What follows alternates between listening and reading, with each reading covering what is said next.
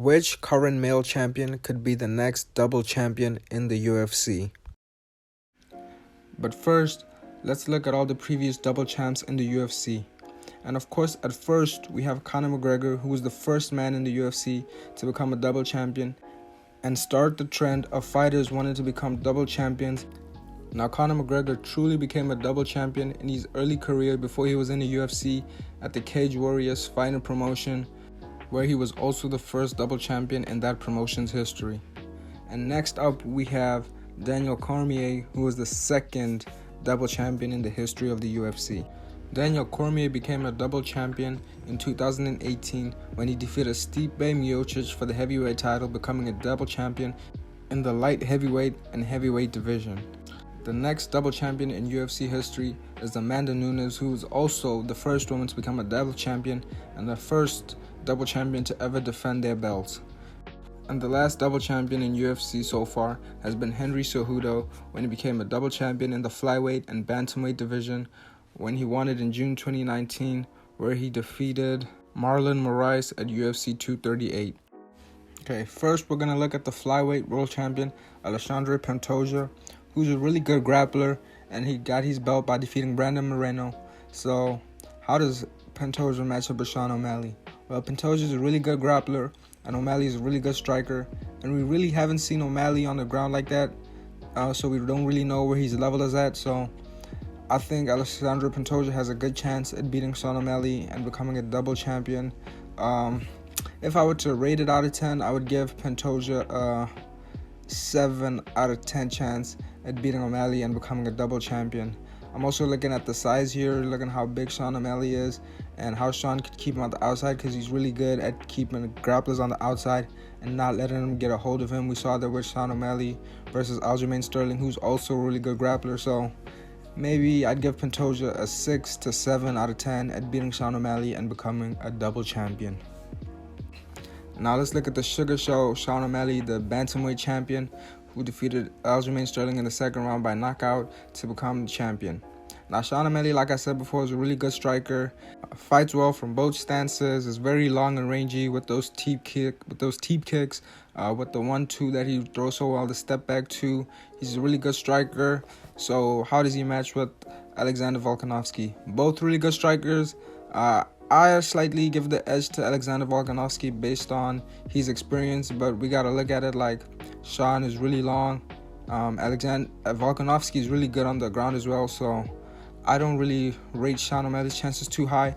I'd give him a 6 out of 10 because, Sean O'Malley has that power, he has that confidence, he has that momentum going on right now for him. So I think he has a better chance than most people would think, but I'd still stick at a 6 out of 10 chance for Sean O'Malley becoming a double champion with Volkanovski as the champion right now. Now, Volkanovski has a fight with Topuria next, so I do think O'Malley has a better chance at that one. Maybe a 7 to 8. We've seen Topuria get dropped and hurt by a head kick, and Sean O'Malley's really good with those kicks. So I'd give him a 6 out of 10 with Volk as champion and 7.5 chance with Topuria as champion.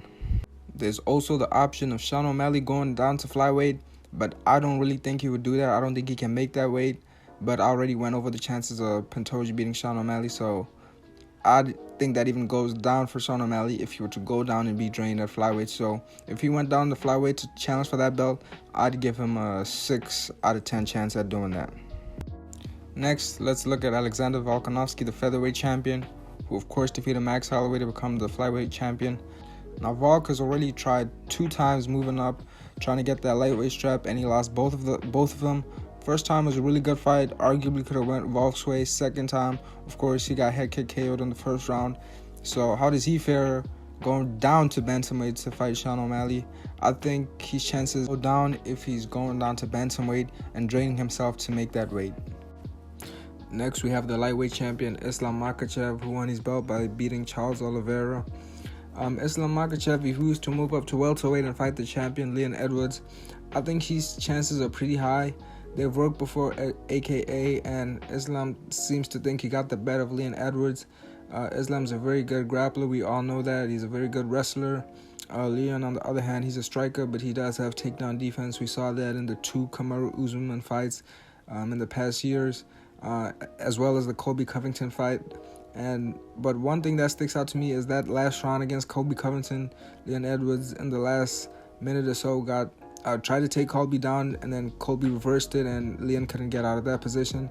So I think Islam has a high chance at beating Leon Edwards and becoming a double champion. So I'd give his chances 8 out of 10.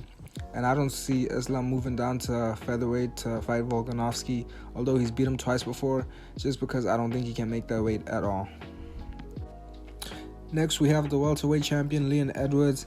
And if he was to move up to middleweight to challenge Dricus Du Plessis to become a double champion, I think his chances are really good. I think his striking would pose a problem for Dricus. Leon is a much more cleaner striker than Dricus, but Dricus also does have a very good submission game, good grappling game, but I also think Leon has a good grappling game, so I think he could defend that attack just like Strickland defended Dricus's attacks. Although I do think Dricus might take him down, I think Leon would get back up, and I think Leon would get the better of Dricus standing up. So on a scale of 1 to 10, I think I'd have to give Leon Edwards a 8 to 8.5 chance at beating Dricus Du Plessis. But I do think Dricus is a lot stronger than Leon Edwards, so he does have to worry about Dricus's power. But other than that, I think Leon has the tools to get the job done to beat Dricus and become a double champion. I also think Leon is too big to move down to lightweight to challenge for that belt, so I'm not even going to consider that one as an option. Next, we have the middleweight champion, Dricus Du Plessis. Dricus Du Plessis going up to light heavyweight, it's a bigger jump than all the other weight classes because it's a 20-pound difference.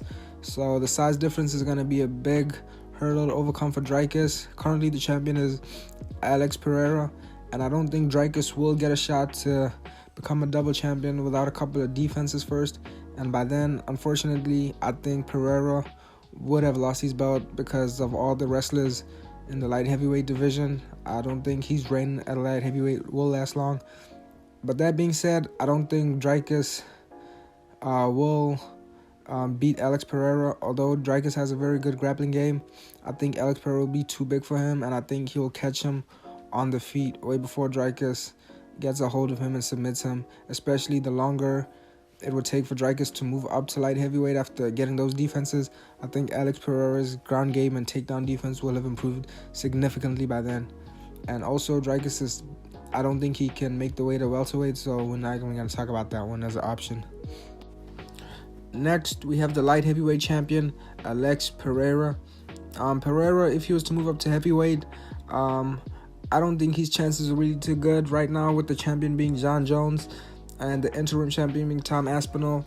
I think both of those guys have a really good ground game, far superior to Alex's ground game. So I think they would just easily take Alex down and probably submit him, especially both being very good guys at jiu-jitsu. I think that's not a good matchup for Alex. Even with Alex's striking, I think these heavyweight guys are used to guys' power. They fight at heavyweight, they're used to guys who hit really hard, and I don't think Alex's power is going to be that much of a factor at heavyweight. So on a scale of 1 to 10, I rate his chances of becoming a champion at heavyweight a 3 out of 10. But Alex, on the other hand, he's made middleweight before, although it is a very big cut. He's done it before, and I do think he can go down to middleweight, and I do think he can become a double champion. If he does that, I rate him going back down to middleweight and fighting Dricus Du Plessis. I'll give him an 8 out of 10 chance at becoming a double champion, only if he goes back down to middleweight. Now, for the heavyweight division, Jon Jones, I don't think Jon Jones is going to go back down to light heavyweight, and there's no division above heavyweight, so I don't think there's really a discussion for any of the heavyweights becoming double champions. I don't think any of the top 5 heavyweights could make 205, except maybe Stipe Miocic. But I do think he's on the back end of his career and only has 1 or 2 fights left, and I don't see him wanting to go down to 205 and draining himself in those last 2 fights of his. So overall, I think we have at least 3 good candidates who can probably go up a weight class and become a double champion, and I think those are Leon Edwards, Islam Makhachev, and Alex Pereira, only if he goes back down to middleweight. Anyways, I'd like to hear what you guys think, and thank you for watching. I'll see you in the next one.